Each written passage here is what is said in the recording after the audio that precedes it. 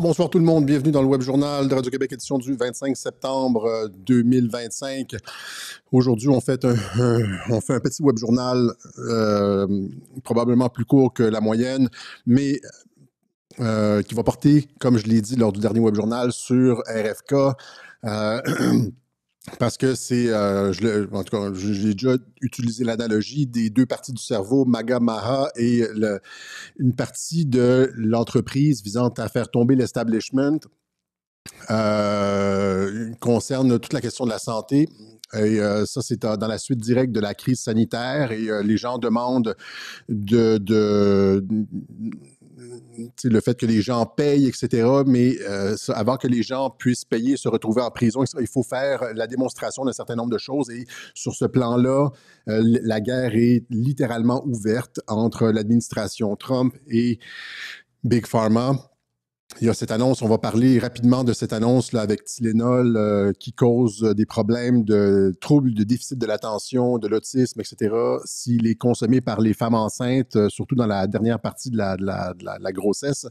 Et là, les médias, comme à leur habitude, et les associations, le Santé Canada, ou les obstétriciens, non, c'est totalement... sécuritaire, etc. C'est les mêmes qui ont dit que l'hydroxychloroquine était très dangereuse. C'est toujours comme l'inverse de la réalité. Et on défend les intérêts corporatistes. Donc, ce gigantesque pavé dans la mare, c'est une déclaration de guerre contre l'industrie pharmaceutique, là, parce que Tylenol, c'est un des médicaments les plus, pas prescrits, mais les plus vendus au monde. On comprend que... Et là, on comprend la levée de bouclier, finalement, parce que ce sont des... Si Tylenol cause des troubles de déficit de l'attention chez les femmes enceintes et des troubles de l'autisme, sur le spectre de l'autisme, imaginez les poursuites, les milliards de milliards, les trillions de dollars en poursuite. Peut-être pas nécessairement en poursuite, là, mais en perte de profit. Imaginez si Tylenol, les gens commencent à... C'est le médicament, probablement, moi j'en prends quand même assez régulièrement du Tylenol, là, ça va être comme « Oh, shit ». Et donc, je vais réduire certainement, si c'est pas complètement arrêter ma consommation de Tylenol. Des fois, j'ai mal ici et là, mal de tête. Là, j'ai mal à la gorge, je m'en vais peut-être vers une grippe.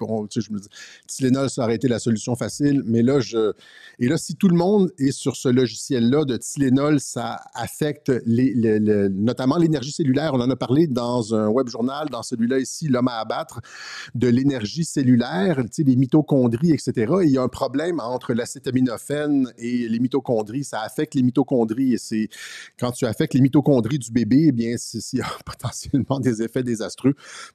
Donc, Trump qui a fait cette annonce-là au sujet de Tylenol. Et donc, c'est pas seulement les poursuites qui pourraient coûter des centaines de milliards de dollars à l'industrie pharmaceutique, mais c'est aussi la perte de profit. Il n'y a aucun segment dans le monde des affaires qui peut accepter de perdre des centaines, voire des milliers de milliards de dollars sans se battre, sans produire, acheter des scientifiques pour produire des études qui montrent le contraire, etc., etc. Vous comprenez? Sans utiliser tout leur relais. Les gens qui sont subventionnés par Big Pharma, là, qu'on a vu à la télévision là, durant la COVID, les spécialistes de plateau qui vont monter au créneau pour dire non, il n'y a aucun segment du monde des affaires qui peut accepter de perdre des centaines, voire des milliers de milliards de dollars en poursuite, en perte de crédibilité et tout. C'est gigantesque. Imaginez le fait d'être allé jusque-là en conférence de presse à la Maison-Blanche et dire au micro que le Tylenol est dangereux durant la grossesse. Et là, après ça, il y a tout ce que je vais expliquer dans ce web journal-ci,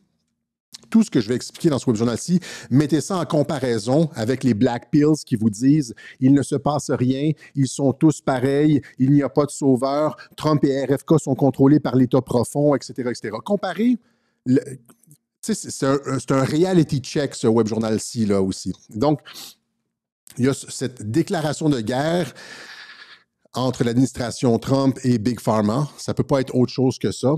ne peuvent pas être contrôlés par Big Pharma. Et rappelez-vous tout ce qu'on a expliqué auparavant avec RFK, le fait qu'il avait annulé les fonds fédéraux, les millions de dollars pour la recherche sur les vaccins ARN. Il avait renvoyé tout le personnel, il avait mis des personnes comme Robert Malone.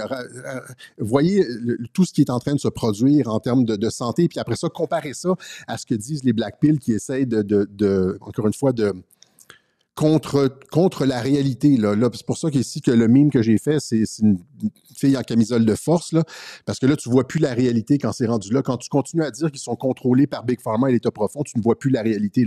Tu es dans ton monde, tu es toi-même dans une espèce de spectre de l'autisme, puis tu ne réagis pas aux stimuli extérieurs. Là. OK? Tu es comme dans ton truc. Là. Et donc, et on comprend aussi, donc avant d'aller au point 2, là, parce que je voulais mettre les deux en parallèle, j'étais censé parler du témoignage de Aaron Siri devant le Congrès. Aussi, il y a 2 semaines, Aaron Siri, c'est l'ami et un avocat près de RFK Junior qui a été témoigné devant le Congrès à l'invitation du sénateur Ron Johnson. Ron Johnson, c'est et là, ce qu'il a dit, c'est absolument dévastateur. Ron Johnson, c'est un prêt de Trump. Mais comme Mike Pence, il a voté pour la certification du vote en janvier 2021, le 6 janvier 2021. Il faisait partie de ces quelques républicains qui ont voté la certification du vote de Joe Biden, vous comprenez? Et donc, ça, c'est exactement comme Mike Pence, c'est-à-dire que c'est un Trumpiste fini, là, genre comme Marjorie Taylor Greene. Ron Johnson, c'est un des sénateurs les plus intéressants à suivre, surtout sur le dossier santé, mais pas que. Ron Johnson, je vais vous le sortir, j'aurais dû avoir... des fois, je fais des petits apartés, et puis Ron Johnson... Et donc, c'est quelqu'un de très, très, très près de Trump, RFK et tout ça, qui s'arrange pour faire sortir la vérité. Mais il avait voté pour la certification. Ça, c'est une énième, un Trumpiste comme ça qui vote pour la certification. Il y en avait comme pas beaucoup. Il y en avait comme une douzaine des républicains qui avaient voté pour la certification. Et là, à l'époque, les gens disaient, ouais, Ron Johnson, comment ça fait que Ron Johnson vote? Ben oui, c'est parce que c'est comme Mike Pence. C'est comme, il fallait que Joe Biden rentre pendant quelques temps pour un certain nombre de choses. On a déjà expliqué tout ça. Et donc, Ron Johnson a invité Aaron Siri, cet avocat près de RFK, dont on va parler, témoigner devant le Congrès. Et là, ça a été destruction de l'industrie pharmaceutique, des procédés, des méthodes, de la crédibilité, de la science de l'industrie. Ça a été fantastique. On était censé parler de ça. Puis après ça, il y a eu le truc avec Charlie Kirk. Je ne veux pas dire la tentative d'assassinat ou l'assassinat, je veux dire le truc avec Charlie Kirk. Il y a beaucoup de recherches qui sortent. Là. Candace Owen, Tucker Carlson, Joe Rogan se mettent là-dedans et commencent à sortir les incohérences de cette histoire, comme on a fait à Radio-Québec. On en reparlera peut-être dimanche prochain avec le discours sur l'ONU, etc. Mais donc, c'est ça. J'étais censé parler de ça et on va le faire aujourd'hui. J'ai demandé à Aline de Quantum Leap Traduction de nous faire une traduction d'un clip super important qui aborde la question de la sécurité des vaccins, etc., qui a été évoqué par Aaron Siri devant le Congrès. Mais donc, guerre nucléaire contre l'industrie pharmaceutique. Et après ça, on comprend, quand j'ai expliqué dans le web journal L'homme à abattre, tu sais, je vous ai expliqué qu'il y avait une tentative de putsch par Big Pharma contre RFK, qu'ils avaient mis des millions, ils payaient des influenceurs pour essayer de le déstabiliser, etc., le faire sortir de là. On voulait qu'il démissionne, sa famille s'était mis dans l'entreprise visant à le décrédibiliser, etc. Parce que cette nouvelle sur l'acétaminophène était en préparation. On savait que ça s'en venait et que ça allait sortir comme un pavé dans la mare. Je vous montre ce que Trump dit sur le Tylenol et l'autisme pour qu'on puisse être sur la même page. Effective immediately, the FDA will be notifying physicians that the use of acetaminophen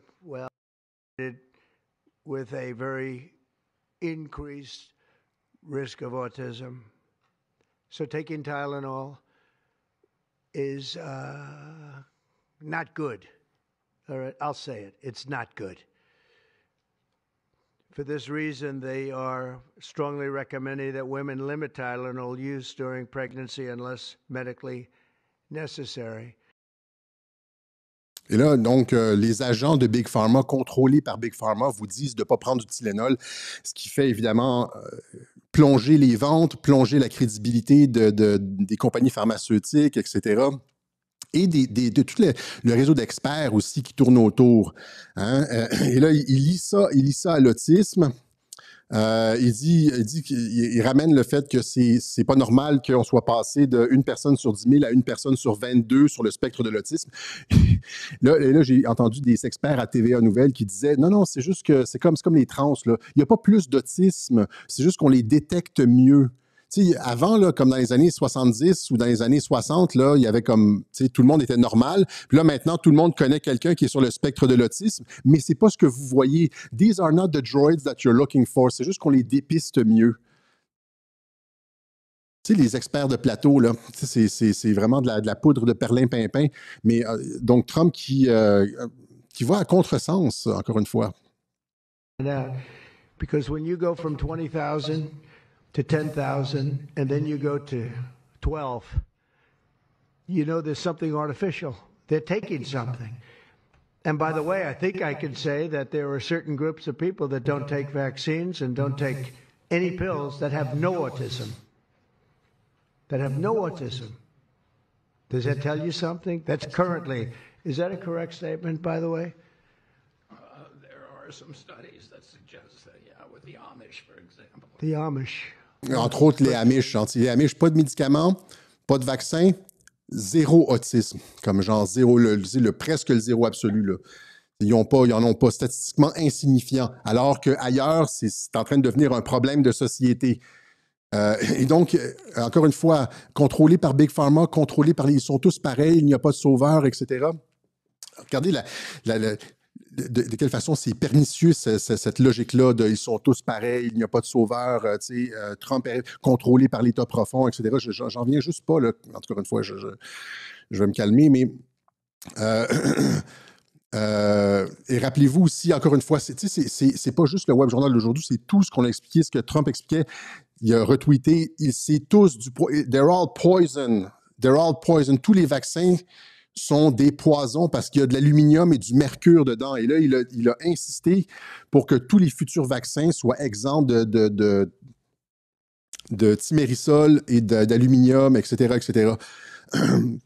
Évidemment, parce que tu ne peux pas juste comme tout bannir d'un seul coup, mais tu peux dire, présentement, les vaccins actuels ne sont pas sécuritaires du tout. Et lors du dernier Web Journal, je parlais de que l'idée même d'un vaccin, c'est-à-dire inoculer une petite dose de quelque chose pour que le système s'habitue, c'était pas une mauvaise idée en soi. Des gens ont répondu sur Rumble en disant c'est le concept de l'homéopathie. Et donc ça, c'est pas mauvais en soi. Ce qui est mauvais, après ça, c'est quand l'industrie pharmaceutique embarque et fausse les études pour des profits, met toutes sortes de produits là-dedans, etc., etc. Et oui, s'il est possible, comme le dit Trump, que la très vaste majorité des vaccins pose problème, si ce n'est pas la totalité des vaccins qui posent problème à cause de ce qu'on met dedans, comme les adjuvants et les trucs comme le thimerosal, le mercure, etc., etc. Et ça nous amène au point 2 ici, le témoignage de Aaron Siri devant le Congrès qui confirme ça. Évidemment, tu peux pas, Trump ne peut pas lui-même dire ça, donc tu peux aller jusqu'à dire que faire des trucs comme il fait là, ils se répartissent les tâches. Alors, si vous comprenez bien ce qui se passe, là, ils se répartissent les tâches, mais tu envoies quelqu'un, tu envoies un de tes protégés, Ron Johnson, qui invite Aaron Siri pour que la vérité sur les vaccins soit révélée. Et j'ai un clip qui va montrer ça aussi sur la réalité sur les vaccins et les maladies chroniques. OK? Donc, ce que fait en fait l'administration Trump avec RFK, c'est qu'il s'attaque au profit des pharmaceutiques. Regardez ça ici. Il s'attaque au profit, il s'attaque à l'ensemble du spectre. Il laisse rien au hasard. Ils sont en train de détruire, ils sont en guerre nucléaire contre l'industrie pharmaceutique. Ils sont en train de détruire leurs profits parce qu'ils disent que leurs produits ne sont pas sécuritaires, 1. Et 2, ils ont des lois qui font en sorte qu'ils ne peuvent plus faire de publicité à la télévision. Ça devient comme trop coûteux. Ils doivent lister tous les effets secondaires.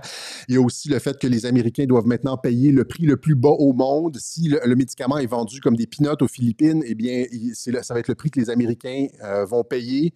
Donc, toute la structure de profit de l'industrie pharmaceutique est en train de s'effondrer. Les produits eux-mêmes sont attaqués. They're all poison.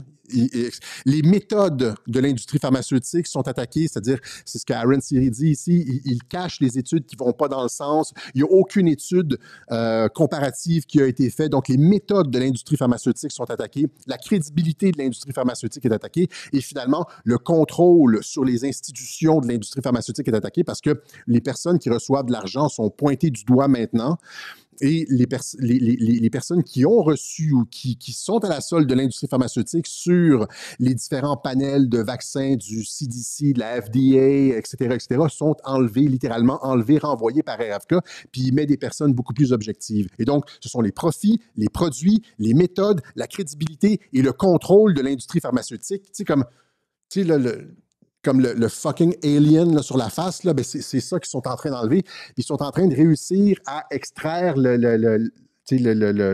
comment on appelle ça, l'espèce de la petite bébite, là, il y a sûrement un nom pour ça, là.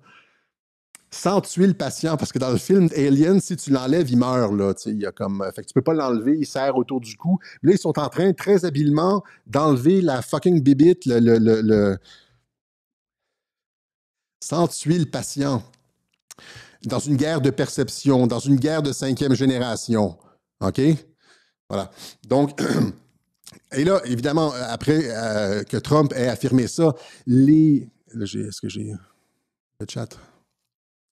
Les médias sont montés au créneau, défendent Tylenol, évidemment. Hein? PolitiFact, ça, c'est les fact-checkers aux États-Unis. Après des années de recherche, aucune étude n'a démontré que le paracétamol, ça, c'est l'acétaminophène, là, en France, ça s'appelle le paracétamol, principal ingrédient du Tylenol, provoque l'autisme. Il n'existe pas de cause unique à l'autisme. Donc, aucune étude, rappelez-vous de ça, là, aucune étude, je lisais les études. Donc, il dit, les fact-checkers nous disent qu'aucune étude n'a démontré le lien avec l'autisme, OK? Donc, ça, c'est les fact-checkers. Là, Brigitte Noël va aller lire ça, là, puis elle va faire un reportage parce qu'elle a lu PolitiFact, là. Puis là, elle dit, aucune étude, puis, tu sais, alors, ils font pas le travail de Radio-Québec. Nous, à Radio-Québec, on fait le travail, comme en 2020, on va voir les études. Même affaire New York Times, le débat fait rage autour d'un lien non prouvé. Avec Trump, c'est toujours non prouvé, non. Alors que le lien est fucking prouvé. C'est la planche d'après, je vais vous montrer, là. Même si l'industrie pharmaceutique a déployé des milliards de dollars pour acheter des scientifiques et produire des études qui montrent. Non, c'est plus compliqué que ça, là. Mais regardez les études des institutions les plus prestigieuses aux États-Unis. C'est ça qu'on va regarder, pas les études qui sont financées par l'industrie pharmaceutique. Et donc, autour d'un lien non prouvé entre le Tylenol et l'autisme. Là, il dit, les études menées au cours de la dernière décennie sur l'utilisation de l'acétaminophène pendant la grossesse ont donné des résultats mitigés, mais n'ont pas trouvé de lien de cause à effet. Ouais, on va voir cette affirmation-là du New York Times. NPR, National Public Radio aux États-Unis, c'est supposé être crédible, c'est comme un peu Radio-Canada. Le Health and Human Services de RFK Junior répond au rapport sur l'autisme et le paracétamol. Et là, on nous dit ici, l'administration Trump prévoit publier ce mois-ci. Ouais, donc ça, c'est un mois à l'avance, là. C'est quand je vous dis qu'ils ont tenté, il y a eu la tentative de putsch contre RFK parce qu'ils savaient que ça s'en venait, là, le truc sur l'autisme et Tylenol. Donc, prévoit de publier ce mois-ci un rapport et les troubles du spectre de l'autisme, malgré l'absence de recherche scientifique pour étayer ces affirmations, malgré l'absence de recherche scientifique. Imaginez à quel point ils sont malhonnêtes, ces gens-là. Ils sont presque aussi malhonnêtes que les Black Pills. Il s'agit de la dernière controverse en date entourant les actions du secrétaire de la Santé et aux services sociaux, Robert F. Kennedy, qui répète des affirmations non fondées, encore une fois, sur l'autisme, etc., etc. Et donc, on nous dit, partout, on nous dit qu'il n'y a pas d'études scientifiques, c'est ça? Ce que la science dit, il n'existe aucune preuve scientifique crédible que le paracétamol provoque l'autisme ou autre chose, blablabla. Aucune preuve scientifique. Et là, Santé Canada nous le dit même. Santé Canada rappelle que l'acétaminophène est recommandé pendant la grossesse. Santé Canada nous dit que l'acétaminophène est même, c'est pas juste neutre, Acétaminophène est recommandé. Ouais, vas-y, c'est recommandé, vas-y. Détruis les mitochondries de ton bébé. Donc, il n'y a pas de preuve scientifique. Ce sont des élucubrations d'antivax. Et l'acétaminophène est recommandé, nous dit Santé Canada. Il y a même les obstétriciens, la porte-parole des obstétriciens du Québec qui nous dit qu'il n'y a pas de preuve, etc. Je vous montre ça. C'est un avertissement choc qui a secoué le monde médical aujourd'hui. Durant la grossesse et l'autisme. La Société des obstétriciens et gynécologues du Canada, eux, considèrent aussi que l'acétaminophène est sécuritaire pour les femmes enceintes. Et au niveau du Tylenol, aujourd'hui, toutes les femmes qui font de la fièvre dans ce pays devraient être en sécurité, que ce ne sera pas dangereux pour le petit bébé. Donald Trump a également annoncé... Alors que, c'est bizarre, ça, c'est les obstétriciens, n'est-ce pas? Santé Canada. Tylenol lui-même, on va commencer par Tylenol lui-même, le 7 mars 2017, dit « We actually don't recommend using any of our products while pregnant. » Nous ne recommandons pas l'utilisation du Tylenol durant la grossesse. La compagnie elle-même dit ça et elle dit... it'll be great to touch base real quickly since we haven't tested Tylenol to be used during pregnancy. Ils n'ont pas fait de test sur le Tylenol durant la grossesse. Donc, ce n'est pas testé et finalement, plus tard, ils recommandent de ne pas l'utiliser. Et là, Santé Canada et les obstétriciens disent prenez-en. Puis tout le reste, le reste des médias nous disent qu'il n'y a aucune preuve scientifique. Ça, c'est ce mois-ci. OK? Et donc, on se retrouve comme avec la COVID, avec des hosties de menteurs, des manipulateurs qui nous engourdissent, là, qui nous bourrent de toutes sortes de choses. On va y aller avec plusieurs études, des plus récentes, certaines récentes, des plus éminents centres de recherche et universités médicales aux États-Unis, en commençant par le Johns Hopkins University. Et durant la COVID, là, Johns Hopkins, c'était gros. Là, tous les médias prenaient leur chiffre de Johns Hopkins. C'est un des plus gros centres de recherche aux États-Unis. La prise de Tylenol pendant la grossesse est associée à des risques accrus d'autisme et de troubles du développement de l'attention.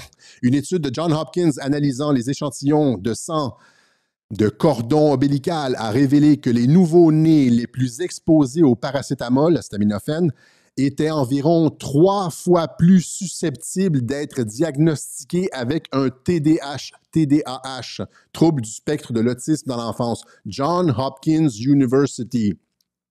Une étude du mois d'août. Ah, ça, c'est une étude c'est Harvard qui est du mois d'août. Johns Hopkins, c'est de 2019. Donc, en 2019, Johns Hopkins avait fait une étude en regardant les quantités d'acétaminophène dans le cordon ombilical. Il dit, ouais, t'as comme pas mal d'acétaminophène. Quand tu as beaucoup d'acétaminophène dans le cordon ombilical, eh bien, tu te retrouves avec 3 fois plus d'enfants autistes. Après ça, ce mois-ci, là, ça c'est la grosse étude. Ça, c'est Harvard. OK? Vous pouvez la trouver. Je l'ai traduit en français avant. Je gardais mes titres en anglais pour que vous puissiez les chercher rapidement. Mais je devais toujours les traduire. Et puis, là, je les traduis en français. C'est plus simple pour vous. Vous pouvez comprendre. Mais vous pouvez les retrouver de toute façon. L'utilisation, ça, c'est le 20 août 2025. Et c'est pour ça que Big Pharma s'est préparé contre RFK et tentait de le putcher parce que ces études-là commençaient à sortir. Et donc, 20 août 2025, l'utilisation d'acétaminophène pendant la grossesse peut augmenter le risque d'autisme et de troubles de l'attention chez les enfants. Harvard University. Et là, rappelez-vous, l'obstétricienne qui nous dit que c'est sécuritaire, Santé Canada qui nous dit que c'est sécuritaire, tous les autres médias qui nous disent qu'il n'y a pas de preuve, il n'y a aucune étude. Aucune étude n'a démontré que ça, c'est PolitiFact ce mois-ci, là, il y a quelques jours. Aucune étude n'a démontré. Mount Sinai, un autre pilier de la recherche médicale aux États-Unis, Mount Sinai, une étude de Mount Sinai. Là, je ne me rappelle plus, je pense que c'est encore une fois, elle est récente celle-là. Une étude de Mount Sinai confirme que l'utilisation prénatale d'acétaminophène pourrait être liée au risque accru d'autisme et de troubles du déficit de l'attention. Ouais. Demandez-vous pas pourquoi on prescrit du Ritalin maintenant comme des pilules partout. C'est parce que les mères ont en amont pris de l'acétaminophène. Et puis là, tu te retrouves avec des enfants qui ont un trouble du déficit de l'attention. Tu es obligé de donner du Ritalin. Ça fait l'affaire de l'industrie pharmaceutique parce qu'ils vendent de l'acétaminophène puis après ça, ils vendent du Ritalin. Vous comprenez comment ça fonctionne? Mais encore une fois, il y a probablement, pour expliquer une augmentation du spectre de l'autisme de 400 %, on est passé de 1 personne sur 10 000 à 1 personne sur 20 points, là, une personne, Trump disait sur 12, ou pour avoir une augmentation aussi forte, il y a probablement plusieurs causes. L'acétaminophène, c'est une de ces causes-là. Il y a probablement les vaccins qui entrent en jeu là-dedans aussi, etc., etc. Peut-être certains vaccins, pas tous, peut-être certains vaccins. On va aller voir ça, les vaccins, tout à l'heure. Mais c'est clair que c'est multiforme. Une explosion de l'autisme et du trouble de l'attention comme ça, comme le dit Trump, alors que des populations qui prennent pas de médicaments, pas de vaccins, ont 0 autisme, il doit y avoir une cause à quelque part. Et là, quand tu regardes les faits, ça donne ça. Là, c'est pas seulement les études récentes, ça, c'est en 2021. Attends, la presse nous dit, avant de nier, je ne sais pas si la presse a nié, mais on nous avertissait déjà en 2021. Attention au Tylenol durant la grossesse. Prendre de l'acétaminophène comme Tylenol durant la 2e moitié d'une grossesse pourrait être dangereux pour le fœtus, selon des études préliminaires. C'est qu'il y en a des dizaines des études. C'est pas juste une. Harvard, c'en est une. Mount Sinai, c'en est une autre. Johns Hopkins, c'en est une. C'est en 2019. Ça ici, c'est une autre en 2021. Après ça, ici, on a ça ici, Reuters, qui nous parlait en 2013. Trop de Tylenol pendant la grossesse pourrait affecter le développement du fœtus. Mais une utilisation fréquente pourrait être liée à une diminution du langage. Demandez-vous pas pourquoi il y a comme des gauchistes partout, là. Ils sont pas capables de réfléchir. Rappelez-vous ce que j'ai expliqué sur la pensée gauchiste, une pensée restreinte en noir et blanc, pas capable de faire des nuances, pas capable de penser complexe. Réduction du langage, ben c'est ça. Il y a probablement une cause idéologique à ça, puis il y a une cause aussi chimique, biologique à ça. Les deux vont ensemble. Ça, c'est Reuters. Une utilisation fréquente pourrait être liée à une diminution du langage et à des troubles du comportement chez leurs enfants, selon une nouvelle étude. Puis ça, c'est Reuters en 2013. Ça, c'est une autre étude. Mais là, Reuters en 2025 nous dit Trump fait des liens avec l'autisme et le Tylenol. Une affirmation qui n'est pas appuyée par la science. Un après l'autre. Reuters 2013, faites attention, trouble du langage, trouble du comportement. Et après ça, 2025, tout d'un coup, ça a disparu. Mais il y en a des dizaines des études comme ça. Le Journal international des sciences moléculaires, etc. Donc, on parle de l'augmentation de l'autisme. Et là, on nous dit, j'aurais dû la traduire, là, however, numerous studies document higher incidence of mitochondrial abnormalities in affected individuals. Additionally, acetaminophen has been implicated in these disorders in longitudinal studies and marine models. Donc, le problème avec l'acétaminophène, il remarque une augmentation des troubles mitochondriaux et l'acétaminophène est lié aux troubles mitochondriaux. C'est quand même super que j'ai parlé de la santé cellulaire. Il y a comme 2-3 web-journaux. L'acétaminophène, c'est le contraire de tout ce que je vous ai expliqué dans ce journal-là. Quand je disais il faut comme augmenter la santé cellulaire, puis là, je proposais plusieurs avenues pour maximiser la santé cellulaire. En termes de produits, faire de l'exercice aussi, ça augmente la santé cellulaire et tout ça, prendre du soleil. Mais l'acétaminophène, c'est exactement le contraire. Ça détruit la santé cellulaire. Ça détruit les mitochondries. C'est ça que le Journal international de sciences moléculaires nous dit. Hein? Et ça les détruit dans l'utérus. Hein? Donc, this paper is a compilation of literature aiming to explore the theoretical framework of acetaminophen-induced mitochondrial damage in uterus. Cette étude regarde les dommages mitochondriaux que cause l'acétaminophène dans l'utérus. Il y en a d'autres aussi. Ici, ça, c'est une revue suédoise, je pense. Donc, dans cette étude populationnelle, des modèles sans témoins fraternels ont identifié une augmentation marginale des risques d'autisme, de troubles déficitaires de l'attention, hyperactivité associés à la prise d'acétaminophène pendant la grossesse. Il y a aussi le National Institute of Health. Acétaminophène, je vous ai gardé le titre en anglais ici, acétaminophène causes neurodevelopmental injury, ça cause des dommages neurodéveloppementaux chez les bébés et les enfants. Et là, ça nous dit, malgré l'acceptation mondiale du paracétamol, l'acétaminophène, comme médicament nécessaire en pédiatrie, les preuves que l'exposition précoce à l'acétaminophène provoque des lésions neurodéveloppementales, chez les nourrissons et les enfants sensibles s'accumulent depuis plus de 10 ans. Ça, c'est le truc de Fauci, là, ça, c'est National Institute of Health. C'est en 2023, c'est sous Biden. Là. On ne peut pas dire que c'est RFK qui a fait ça. Là. Hein? Donc, bien que les preuves aient atteint un niveau accablant, et aient été récemment examinées en détail, une controverse persiste. Pourquoi une controverse? Bien que c'est accablant, pourquoi une controverse persiste? Parce que l'industrie pharmaceutique se défend comme un diable dans l'eau bénite pour ne pas avoir à faire face aux conséquences de ça.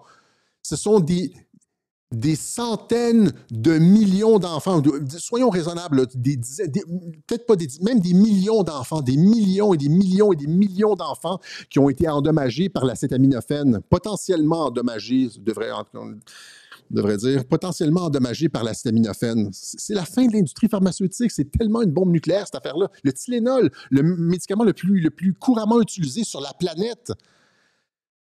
Ne demandez-vous pas pourquoi il y a une controverse. Bien que les preuves aient atteint un niveau accablant, nous dit le National Institute of Health, et a été récemment examiné en détail, une controverse persiste. Comme la fille de l'ordre des obstétriciens qui dit « Non, c'est bon pour la grossesse, vous pouvez le prendre si vous avez de la fièvre. » Ben oui, Santé Canada qui... Cette revue narrative évalue une partie de cette controverse. Blablabla. Nous avons conclu que les données disponibles démontrent qu'une exposition précoce à l'acétaminophène provoque des lésions neurodéveloppementales chez les nourrissons et les jeunes enfants sensibles. Nous avons conclu que les données disponibles démontrent qu'une exposition à l'acétaminophène précoce provoque des lésions neurodéveloppementales chez les nourrissons et chez les jeunes enfants, nous dit le National Institute of Health de Anthony Fauci. Il était encore là, hein, sous Biden, quand ça a été publié. En passant, je me demande comment ça a passé à travers les mailles du filet. Après ça, il y en a une autre ici sur, encore une fois, le National Institute of Health, sur postnatal, les risques postnataux, je pense. Postnatal acétaminophène and potential risk of autism spectrum. Ça, c'est-à-dire, quand ton enfant fait ses dents, par exemple, il pleure tout le temps, tu sais, tu lui donnes de l'acétaminophène là, pour y faire... Ben ouais, ça, c'est pas bon non plus. C'est pas bon non plus. Certaines données issues de la littérature suggèrent que l'exposition postnatale, tu sais, donc après la naissance, à l'acétaminophène, pourrait être associée à un risque accru de troubles du spectre de l'autisme. L'exposition postnatale à l'acétaminophène mesurée en dose avant l'âge de 2 ans s'est avérée associée aux troubles de l'autisme chez les garçons. 2 ans, c'est également avéré associé aux troubles de l'autisme. À partir de ces données, le facteur de risque postnatal associé à la prise d'acétaminophène a été estimé à environ 40% du risque de trouble de l'autisme chez les garçons aux États-Unis. 40%! Il fait ses dents, tu penses que tu es un bon parent, tu as fait confiance à ton médecin, il te recommande, tu n'as même pas fait confiance à ton pharmacien, tout le monde sait que c'est bon du Tylenol, tu es allé à la pharmacie, tu as pris le truc, parce que personne t'a averti. Parce que ces hosties-là sont juste à propos des profits puis du copinage avec l'industrie pharmaceutique. Là, tu as donné ça à ton enfant. Puis là, après ça, tu te demandes pourquoi, c'est comme, c'est difficile à l'école, puis c'est comme, il y a des problèmes de comportement avec ses amis, puis c'est comme, c'est lourd pour les parents. Pensez à tous ces parents-là qui souffrent d'avoir un enfant comme ça. Nicole Shanahan, la colistière de RFK, elle a eu un enfant comme ça. Et ces gens-là savent de quoi ils parlent, là, tu sais. Et personne n'adresse ce problème-là. Aucun président n'a jamais adressé... Il n'y a aucun politicien qui parle de ça. Ils ont tous peur de l'industrie pharmaceutique. Ils sont tous vendus. C'est tous des écœurants. Quand tu regardes des trucs comme ça, moi, je lisais ces trucs-là, j'avais envie de sortir je sais pas trop quoi, là, je veux dire, je vais pas le dire en ondes, mais j'avais la moutarde qui me montait au nez de toutes ces hosties de pleutres, de lâches qui ne parlent pas de ces choses-là, qui laissent passer, qui sont vendus, achetés par l'industrie pharmaceutique. J'en reviens juste pas. Quand je suis tombé là-dessus, je regardais les études, c'est avéré, c'est massivement documenté. et les médecins disent rien. Les médecins vont leur commander, l'ordre des obstétriciens dit oui, prenez-en. Et pas juste ça, tous les médias vous disent sans preuve, il n'y a aucune étude scientifique qui le démontre. Non, non, non, these are not the droids you're looking for. Tu sais,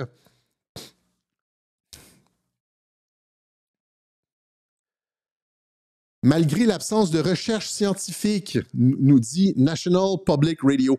Et là, ça nous amène encore une fois, ça nous ramène c'est une parenthèse que je ne ferai pas aujourd'hui, mais au rôle des médias qui ne font que mentir et torpiller tout ce que Trump fait. Et quand Trump dit, là, à un moment donné, ils devraient perdre leur licence, c'est là, les gens disent « Ah, si, dictateur, ils devraient perdre la liberté de la presse, etc. » C'est quoi la liberté de la presse quand tu fais juste mentir? C'est pire que la Pravda en Union soviétique, sans aucune preuve scientifique. De quoi je viens de vous montrer le contraire? C'est le National Institute of Health, John Hopkins, puis ça, c'est publié ce mois-ci. Comment ils peuvent mentir comme ça? Comment ils peuvent mentir comme ça? Comment les Black Pills peuvent... Je ne vais pas revenir là-dessus. Les deux m'énervent. Parce que regardez ce que fait l'administration Trump. Ils font ce que personne n'a jamais fait. Il n'y aura pas de retour en arrière pour l'industrie pharmaceutique. Ils vont perdre en crédibilité, ils vont perdre en statut, ils vont tout perdre, là. La confiance du public, le consentement, la confiance du public, etc. Les profits et tout. OK, donc, ces études-là existent, n'est-ce pas? Voilà, donc ça, c'est pour la partie... Pensez à ces millions de parents avec un enfant autiste, puis personne ne leur a dit, personne n'a voulu aborder la question. Puis là, prenez ces études-là, puis allez voir votre médecin, puis dites, comment ça se fait que tu ne m'as pas dit ça? Je les ai toutes citées dans le web journal. Faites arrêt sur image, là, puis imprimez les trucs, allez dans comme page 4, là, souligner ce que comme moi je souligne, là. Puis comment, allez voir votre médecin, là. Il faut leur mettre leur nez dans le caca. Il ne faut pas être gentil, là. Arrêtez d'être gentil. Quand il n'y a pas de conséquences, les gens continuent. C'est pour ça qu'il ne faut pas être gentil. Parce que quand il n'y a pas de conséquences, les gens continuent. Puis même quand il y a des conséquences, des fois, les gens continuent. Là, il faut redoubler d'ardeur. Allez voir votre médecin avec ces études-là. Comment ça se fait que tu m'as jamais dit ça? Combien d'entre vous, là, mesdames, ou même messieurs, là, combien d'entre vous, mesdames, avez été enceintes? Vous avez pris du Tylenol sans le savoir? Allez voir votre obstétricien, votre pédiatre. Et comment ça se fait que tu ne m'as pas averti de tout ça?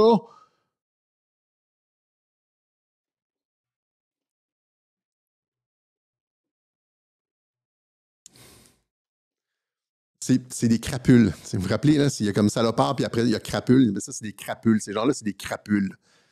Santé Canada, ce sont des crapules. L'obstétricienne qui est allée au micro, c'est une crapule. Juste parce que le fait qu'elle n'est pas nuancée. Juste pour le fait qu'elle n'est pas nuancée. Elle aurait pu dire... Rappelez-vous aussi avec le fluor dans l'eau, quand RFK a dit le fluor cause des problèmes de retard mentaux.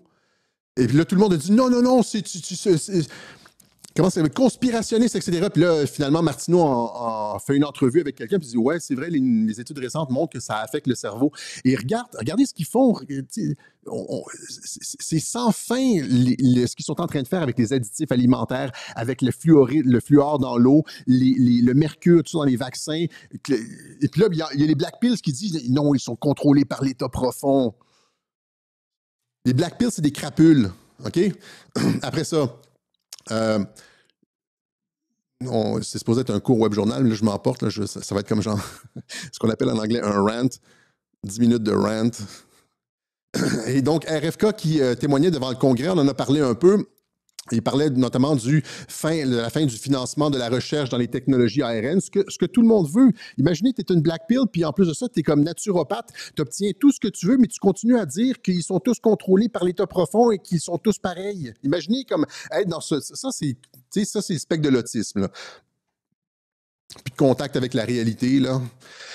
Kennedy va stopper des projets de vaccins pour 500 millions de dollars, la recherche, etc. Est-ce que RFK émet des doutes sur les vaccins et s'oppose aux démocrates sur l'accès aux vaccins COVID, sortir de l'OMS, puis là, il s'oppose, ça c'est aujourd'hui, il s'oppose à un autre traité de l'ONU, rappelez-vous, quand il voulait changer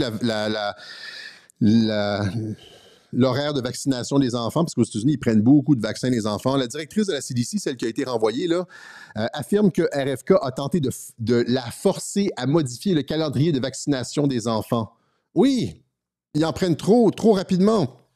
Mais regardez tout ça en tête, mais le gros morceau, c'est ça ici, c'est le témoignage de Aaron Siri devant le Congrès il y a 2 semaines, où il a montré, je vais essayer je vais pas vous accabler avec des vidéos et des vidéos, vous pouvez faire vos recherches en tapant Aaron Siri, Congress, Testimony, ou mettez ça dans l'intelligence artificielle, Aaron Siri, Key Takeaways, mais essentiellement, il a montré que toute la duplicité de l'industrie pharmaceutique, le fait que ça n'était pas basé sur la science, l'industrie pharmaceutique ne base pas ses politiques sur la science, qu'elle cache, elle est malhonnête et qu'elle est malhonnête intellectuellement. Finalement, c'est ça qu'on en retient. C'est pas basé sur la science, ils cachent des données, ils sont malhonnêtes intellectuellement. Et donc, il a démontré qu'aucune étude comparative sur la sécurité des vaccins chez les enfants n'avait été effectuée.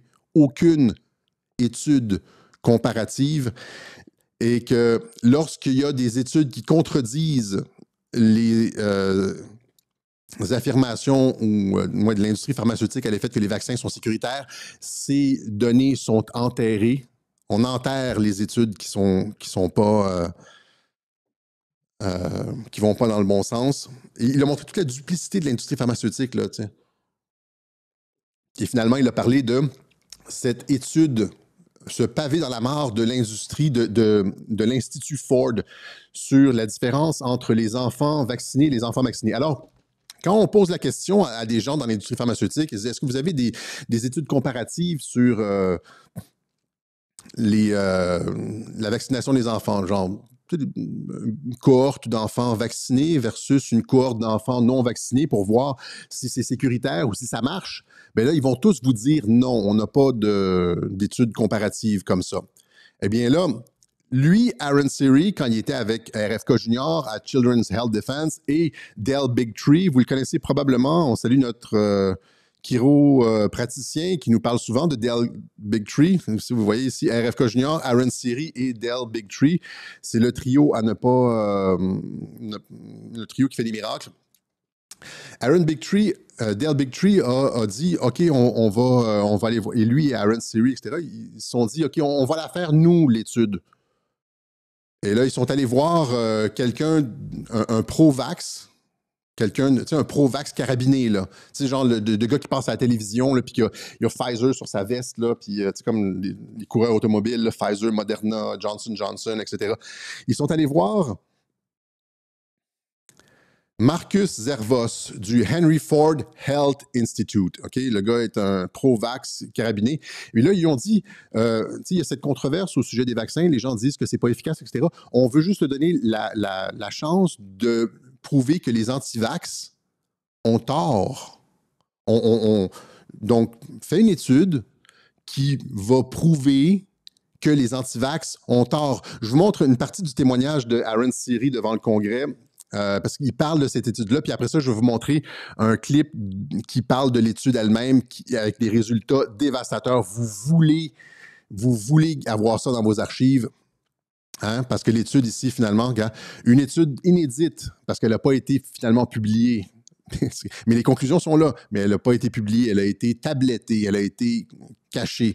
Une étude inédite sur Henry Ford au cœur du débat sur la sécurité des vaccins.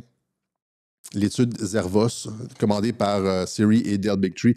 Donc, Aaron Siri, qui explique un peu comment tout ça est arrivé, le fait de vouloir produire la première étude comparative sur la santé des enfants, vax, non-vax, zéro vax versus full vax. On va voir c'est quoi...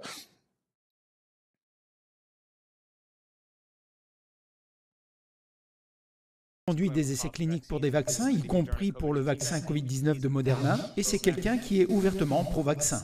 Quand nous l'avons rencontré, nous avons argué que c'était une opportunité de faire taire les anti-vax à propos de leurs affirmations selon lesquelles les enfants non vaccinés seraient en meilleure santé. À notre grande surprise, le docteur Zervos a dit qu'il mènerait l'étude. Il a recruté un épidémiologiste en chef et 2 statisticiens au sein de Henry Ford pour le faire. C'étaient des scientifiques issus du courant dominant et favorables au vaccin. Début 2020, j'ai reçu une copie de l'étude. Elle montrait les résultats de l'analyse comparant les enfants inscrits à Henry Ford de 2000 à 2016 dès la naissance qui n'avaient reçu aucun vaccin par rapport à ceux qui en avaient reçu un ou plusieurs. L'étude était basée sur des dossiers médicaux réels, ce qui signifie enfin une grande étude vaccinée versus non vaccinée. Utilisant des données de santé d'une grande institution de santé américaine, quelque chose que, comme l'a dit l'IOM, n'existait pas auparavant. L'étude a commencé en expliquant qu'elle visait à réduire l'hésitation vaccinale en assurant aux parents que le calendrier vaccinal du CDC est sûr. Donc, Zervos a accepté de prendre l'étude parce que l'axiome central de l'étude, l'objectif de l'étude, c'était de réduire l'hésitation vaccinale. Vous savez, c'est quoi l'hésitation vaccinale? C'est ce que vous et moi avons, là. C'est-à-dire, on ne veut pas vraiment se faire vacciner. Donc, l'étude était censée prouver que les vaccins sont sécuritaires. Ils sont partis avec cet objectif. Et là, généralement, quand tu pars avec l'objectif de prouver que les vaccins sont sécuritaires, tu choisis tes questions, puis tu choisis tes paramètres en fonction de vouloir prouver. C'est biaisé, c'est déjà biaisé. Tu veux prouver que les vaccins sont sécuritaires. Fait que tu t'arranges pour que tu puisses prouver que les vaccins sont sécuritaires. Or, c'est pas tout à fait ça. Malgré le biais scientifique, c'est le contraire qui s'est produit. Donc, Au lieu de ça, ce que ces chercheurs ont trouvé, c'est que les enfants vaccinés avaient 4,29 fois plus de risque d'asthme, 3,03 fois plus de risque de maladies atopiques, 5,96 fois plus de risque de maladies auto-immunes et 5 fois et demi plus de risque de troubles neurodéveloppementaux, ce qui incluait 3,28 fois plus de risque de retard de développement et 4,47 fois plus de risque de troubles de la parole. Toutes ces découvertes étaient statistiquement significatives. Pour d'autres pathologies, on a trouvé de nombreux cas chez les vaccinés, mais zéro dans le groupe non vacciné. Donc, impossible de calculer un taux, y compris les dysfonctionnements cérébraux, le TDAH, les incapacités d'apprentissage et les incapacités intellectuelles et l'éthique. À titre d'exemple, il y avait 262 cas de TDAH dans le groupe vacciné et aucun dans le groupe non vacciné. Dans cette étude, il y avait environ 16 000 enfants dans le groupe vacciné et environ 2 000 dans le groupe non vacciné. Donc, la comparaison des taux était robuste. C'est ce que l'étude a comparé. Ces résultats étaient préoccupants, d'autant que ces maladies chroniques peuvent résulter d'une dysrégulation du système immunitaire et que les vaccins peuvent causer ces dysrégulations. J'aurais dû laisser finir sa phrase. Vous voyez un peu où est-ce qu'on... Ça, c'est devant le Congrès américain. Ça n'a jamais été fait. On parle de Trump à la Maison-Blanche qui déclare la Troisième Guerre mondiale contre l'industrie pharmaceutique, qui attaque ses profits, méthodes, crédibilité, etc., etc. Ce que RFK fait depuis 6 mois. Et là, devant le Congrès, il a fait ça aussi. Il a attaqué les vaccins ARN devant le Congrès RFK. Et là, tu as ARN série la semaine suivante qui arrive puis qui montre que les vaccins, tous les vaccins sont dangereux. Je veux dire, c'est-à-dire que... non, c'est pas tous les vaccins sont dangereux. Je rephrase ça. C'est-à-dire que les enfants non vaccinés sont en bien meilleure santé que les enfants vaccinés. Et là, vous ne pouvez même pas imaginer, je veux dire, c'est quoi en termes de révolution, mais ils sont tous contrôlés, là, évidemment. Mais l'état profond, il n'y a pas de sauveur, ils sont tous pareils, etc. Mais et là, je vais faire jouer le clip. C'est un clip d'à peu près 3 minutes. C'est le reportage de Del Bigtree sur... là, vous avez les résultats. Là. Il va montrer, c'est pas juste Aaron Siri qui parle, vous avez les résultats. C'est le documentaire sur cette étude de l'Institut Ford concernant la distinction entre les enfants vaccinés et non vaccinés et qui montre par un pro-vax, qui a été produit par un pro-vax qui avait pour objectif de prouver, de réduire l'hésitation vaccinale, malgré tout le fait d'avoir tout fait pencher en faveur d'essayer de sauver les vaccins, il se retrouve quand même avec des données qui montrent que les enfants non vaccinés sont en meilleure santé que les enfants vaccinés, et pas par une petite marge, par une grosse marge. Et là dans le chat, c'est du jamais vu comme ça, attaquer l'industrie pharmaceutique comme ça. Comment tu peux affirmer encore une fois qui font partie de l'état profond? Je vais arrêter de répéter ça parce que je me ridiculise. Là. Mais dans le chat, là, juste faire comme, tu sais, au lieu de chatter et raconter n'importe quoi, là, faites donc, tout le monde, écoutez ça ici, c'est important, ce petit clip de 3 minutes-là, écoutez ça, c'est révolutionnaire. Tu sais, c'est révolutionnaire ce qu'on trouve dans cette étude-là. Vous avez juste 3 minutes à attendre. C'est comment je pourrais dire, c'est la pierre philosophale que vous attendiez depuis 2020, quand on se rebellait contre la COVID, les vaccins ARN, etc. Puis là, tout le monde, il y avait le débat sur les vaccins. Est-ce qu'on est anti-vax? Non. Puis là, tout le monde disait, non, je ne suis pas anti-vax, je ne suis pas anti-vax, je suis juste contre celui-là parce qu'il est... Bien, là, regarde, vous avez un joyau qui exauce les souhaits, qui montre l'étude, qui montre que il est massivement préférable de ne jamais faire vacciner son enfant. Cette étude-là qu'il montre, c'est pas Alexis Cossette-Trudel. Moi, je veux écouter ce que Santé Canada nous dit. Mais cette étude-là montre qu'il vaudrait mieux ne pas faire vacciner son enfant jamais. Écoutez ça bien comme il faut. Sautez pas à la fin du clip pour savoir ce qu'Alexis en pense. Là, c'est pas ça. Là. Écoutez bien ce qui est dit là, ici. Puis je mettrai le clip sur Telegram aussi. Alors, merci Aline de Quantum Leap Traduction pour le travail qu'elle a fait ici. Merci beaucoup, Aline. Les maladies chroniques sont passées de 12,8% chez nos enfants dans les années 1980 à plus de 54% aujourd'hui. Il s'agit du plus fort déclin jamais enregistré en matière de santé humaine. Et les gens diront... Comment savoir si ce n'est pas dû aux pesticides pulvérisés sur nos cultures, aux hormones présentes dans notre viande bovine, au plastique ou aux produits chimiques persistants? Mais lorsque nous parlons d'une crise des maladies auto-immunes, ce qui est le cas actuellement en Amérique, ne devrions-nous pas nous intéresser de plus près au seul produit qui est conçu pour modifier notre système immunitaire à vie? Et nous ne l'injectons pas seulement une fois, ni 2 fois, ni 10 fois, ni 15 fois, ni 20 fois, ni 50 fois. Nous modifions le système immunitaire de nos enfants 72 fois avec notre programme de vaccination. Il suffirait d'une simple étude pour exclure les méfaits des vaccins, comparer les enfants vaccinés aux enfants non vaccinés. Mais nous ne savions rien car cette étude n'avait jamais été réalisée. C'est la responsabilité du CDC de mener ces études et on leur a demandé à maintes reprises de le faire mais ils ont refusé. Ce sont des informations que les défenseurs de la sécurité des vaccins veulent obtenir et je ne comprends pas pourquoi cela n'a pas été fait. Ce dont nous avions besoin, c'est d'un scientifique en qui le CDC pourrait avoir confiance. Il fallait un groupe de scientifiques passionnément pro-vaccin, hautement accrédités et prêts à mener une étude comparative rétrospective très solide entre les vaccinés et les non-vaccinés. Le hasard a voulu que Dell rencontre le responsable des maladies infectieuses du Henry Ford Health System, Marcus Servos. Le docteur Servos est l'épidémiologiste idéal pour cette étude. Il est extrêmement favorable à la vaccination. Il a l'habitude des affaires très médiatisées car il a été au centre de l'enquête sur l'eau à Flint, dans le Michigan.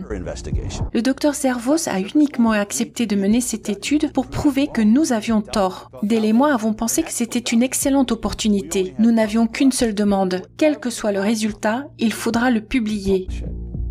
Il a dit que quels que soient les résultats, il serait publié. Tiendrait-il sa promesse si les résultats montraient que les enfants non vaccinés sont en meilleure santé? Nous l'ignorions.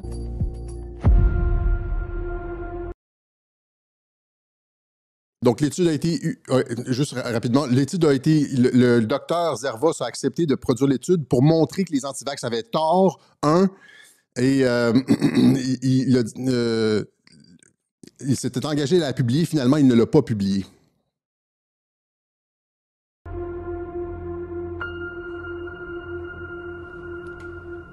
Impact de la vaccination infantile sur les résultats de santé chronique à court et à long terme chez les enfants. Une étude longitudinale de naissance. Je n'avais jamais vu cette étude auparavant. 18 468 sujets. Henry Ford, comme d'autres institutions, a un parti pris en faveur des bienfaits des vaccins. Et si les résultats démontraient que la batterie de vaccins était associée à des maladies chroniques, un tel résultat serait particulièrement convaincant. Cela pourrait être l'une des études les plus précieuses dans ce domaine. Les sujets vaccinés étaient 4 fois plus susceptibles d'être diagnostiqués asthmatiques. 600% d'infections aiguës et chroniques de l'oreille en plus. 4,47 fois plus de troubles de la parole chez les personnes vaccinées que chez les personnes non vaccinées. Risque multiplié par 5,5. Augmentation de 616%, problèmes d'apprentissage, retard de développement, retard de langage, retard de parole. Parmi le groupe non vacciné, il n'y avait aucun cas de dysfonctionnement cérébral, aucun cas de diabète, aucun problème de comportement, aucun trouble de l'apprentissage, aucun handicap intellectuel, aucun tic et aucun autre handicap psychologique. Aucun. C'est une grande différence. Il est très important que cette étude soit rendue publique. C'est dévastateur. Cet article aurait dû être publié en urgence. Nous rendons systématiquement les enfants malades, et pas seulement un peu. Très malades. C'est peut-être l'étude la plus importante qui ait jamais été réalisée et elle doit être publiée. Il le sait, s'il appose son nom sur ce document, sa carrière est terminée. Je suis évidemment très émue. Zerbo va probablement perdre son emploi à cause de cela.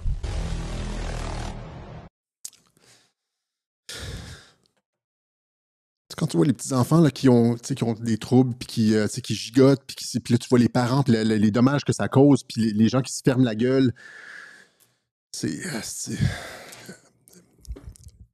Cette étude-là montre qu'il ne faut pas faire vacciner ses enfants. Et ça serait le fun qu'on puisse contredire cette étude-là, que l'industrie pharmaceutique puisse la contredire. Or, ils n'ont jamais fait d'études. Et s'ils le faisaient, il faudrait regarder attentivement la méthodologie parce qu'ils auraient tout intérêt à fausser les données. Mais cette étude-là, je le rappelle, a été opérée par un anti-vax qui voulait prouver que les vaccins étaient sécuritaires. Or, il arrive avec les résultats complètement inverses. Et là, pensez à tous ces médias il l'a pas publié finalement. Et pensez à tous ces médias qui cachent, qui couvrent. Et l'industrie pharmaceutique, tout ce système pourri finalement, et qui est révélé par RFK, qui est en train de sortir ces trucs. Tu sais, il n'y a pas de fucking sauveur, là, comme dit l'autre folle, là. Qui est en train de sortir tous ces chiffres-là? Qui est en train d'informer le public? Bien sûr qu'il n'y a pas de sauveur, mais il y a des gens qui font une maudite bonne job d'information, puis de brasse camarade pour changer les choses. On peut-tu reconnaître ça et être reconnaissant au lieu de juste souffler gentil du doute puis du venin, puis c'est comme genre ils sont tous l'état profond, etc. Ça, c'est l'état de la situation présentement aux États-Unis. L'industrie pharmaceutique est attaquée de façon frontale. On attaque, je répète, les profits, les produits, les méthodes, la crédibilité, le contrôle de l'industrie pharmaceutique. Les vraies données, celles que les naturopathes auraient voulu voir sortir il y a des décennies, ils sont tous en train de sortir maintenant. On est en train de remplacer les suppôts de l'industrie pharmaceutique, de tous les panels, et de les remplacer par des personnes plus objectives, etc. Les médias sont dithyrambiques et n'arrêtent pas de dire qu'il n'y a aucune preuve scientifique, alors que toutes les preuves, le système de mensonges est là. Vous avez, tu sais, tu sais, là, because, c'est quoi en français, là? Because you are of the devil, your father, quelque chose comme ça. Tu sais, ce sont des menteurs carabinés. Toute la laideur de la race humaine, vous la voyez dans l'industrie pharmaceutique qui couvre ça, qui continue à injecter des enfants avec des produits qui causent tous les troubles que vous voyez, qui causent des troubles aux parents. Puis après ça, ces enfants-là, évidemment, embarquent sur toutes sortes de thérapies, de produits, puis sont dans le système médical. Tout ça génère des profits, etc. parce que nous sommes des fucking moutons. Nous sommes des moutons pour eux, qu'on tombe à intervalles réguliers, puis qu'on peut mourir, qu'on peut laisser mourir. Je m'emporte, là, je suis émotif, là, je trouve ça scandaleux, tout ça. C'est comme, ça me ramène aux heures de la COVID en 2020, quand on nous mentait, on nous bourrait, et puis il n'y a rien qui me fait plus chier que ce genre de truc-là. Mentir aux gens, laisser les gens mourir, souffrir pour faire du profit. Il n'y a rien qui m'énerve plus que ça. Tu sais. En tout cas, allons-y avec... Fait que je mettrai cette étude-là, je mettrai cette partie du reportage-là, traduit par Hello de Quadrillage Traduction. Je m'excuse, j'ai vu le logo. Il y en avait un deuxième qui était traduit par Aline de Quantum Leap. Et donc, on les salue, les soldates traductrices. Et donc, trouvez ce reportage-là, traduisez-le dans son ensemble, partagez, allez voir vos médecins. Si on ne brasse pas la cage, ils ne vont rien faire. Si on ne se plaint pas, ils vont continuer à nous tondre. C'est là que c'est là que, oui, c'est comme il n'y a pas de sauveur et il faut nous-mêmes faire quelque chose. Ça a toujours été ça, c'est fight, fight, fight. C'est le principe même de fight, fight, fight, tu sais, de Q, Flynn, Trump, etc. Là, tu sais, le fight, fight, fight, tout ça, à un moment donné, il faut que nous fassions quelque chose. Mais il y a aussi, je veux dire, une action qui vient d'en haut, ça prend les deux. Ça prend les deux. Voilà, donc c'est ce qu'on avait pour vous aujourd'hui sur RFK. C'est pour ça que RFK est l'homme à abattre. Et ouais, j'allais embarquer sur un truc sur les Black Pills, mais on va laisser faire ça. Ils sont tous pareils, il n'y a pas de sauveur. Voilà, donc on va remercier ceux qui nous permettent de continuer à Radio-Québec. On sollicite votre appui.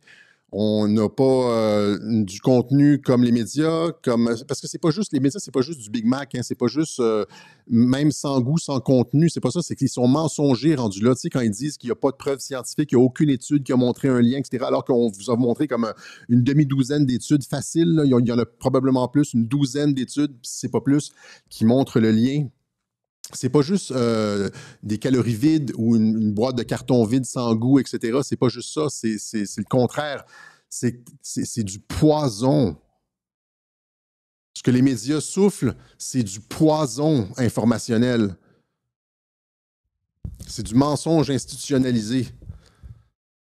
Ça crée des terroristes aux États-Unis quand ils disent que Trump est Hitler, Trump est une menace à la démocratie, etc. Ça crée de la radicalisation et des gens qui passent à l'acte. Ça crée de la souffrance chez...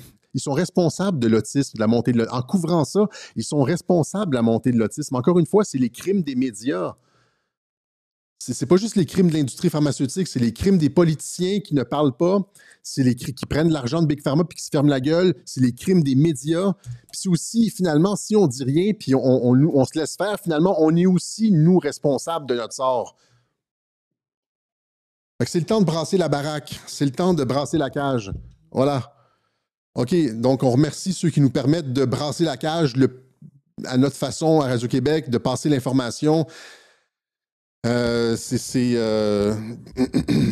les gens qui le font de façon anonyme. C'est absolument exemplaire. Le petit groupe de personnes qui nous appuient, comparé à l'immense majorité qui nous écoute, il y a un petit groupe de personnes qui nous appuient. Certains, des fois, ne peuvent plus financièrement. Ils quittent le petit groupe de personnes, mais on se rappellera d'eux toujours. Et il faut qu'il y en ait d'autres qui prennent le relais. Puis c'est comme ça que ça continue sur les mois et sur les années. Donc, on sollicite encore une fois votre appui, ceux qui veulent contribuer au Web Journal de Radio-Québec. Notre petite émission de combat, de réinformation et de combat. Donc, il y a différentes façons. Par la poste, Alex Cossette-Trudel, casier postal 3207 Saint-André, Montréal, Québec, H2, L4Y5, par Interac, vraiment par Interac. Il y a aussi Bitcoin, PayPal sur le site et la façon par carte, etc. Donc, on prend notre temps pour faire les recherches, aller au fond des choses. On essaie toujours d'avoir... Vous savez, c'est quoi le truc de Radio-Québec? Hein? C'est des informations qui sont sourcées, référencées. C'est pas juste genre du commentaire dans moi, je pense que... Et donc, ça prend du temps. Ça prend du temps. Il faut aller au fond des choses. Puis souvent, comme ça prend du discernement aussi, c'est-à-dire qu'il faut, pour être capable de juger qu'une information est meilleure que l'autre, c'est comme quand tu fais un doctorat, par exemple, il faut que tu étudies comme plein de choses pour pouvoir supporter ton raisonnement. C'est-à-dire pour pouvoir appuyer ton raisonnement final, faut que tu aies c'est comme une pyramide, il faut que tu aies comme plein de trucs qui soutiennent finalement ton raisonnement final. Fait que pour arriver à une conclusion X, il faut que tu étudies puis que tu passes à travers une gigantesque quantité d'informations. C'est ce qu'on essaie de faire à Radio-Québec. On n'est pas cheap, on coupe pas les coins ronds. On essaie d'être le plus perspicace et d'aller au fond des choses comme on l'a fait dans ce Web Journal-ci. Et c'est dans cette mesure qu'on, encore une fois, sollicite votre appui pour nous permettre de continuer à le faire et de rendre ça public pour tout le monde parce que c'est d'utilité publique. On n'a pas de paywall comme le Epoch Times à un moment donné, ce journal-là qui est très bon. Était gratuit. Finalement, après ça, ils ont mis un paywall, puis il faut payer pour accéder au contenu. Mais Rebel News, il faut payer pour aller accéder au contenu. Libre Média, eux autres, ils ont fait le choix aussi de payer pour aller sur le contenu. Radio X, payer pour aller sur le contenu. Nous autres, on n'a pas ce truc-là. C'est ouvert à tous. On veut que l'information soit le plus largement diffusé, mais donc il faut que les gens le fassent volontairement. Voilà, donc voilà, c'est ce qu'on avait pour vous aujourd'hui. On se donne rendez-vous dimanche, c'est dans pas longtemps, là, dans 3 jours, pour une autre édition du Web Journal de Radio-Québec. Right?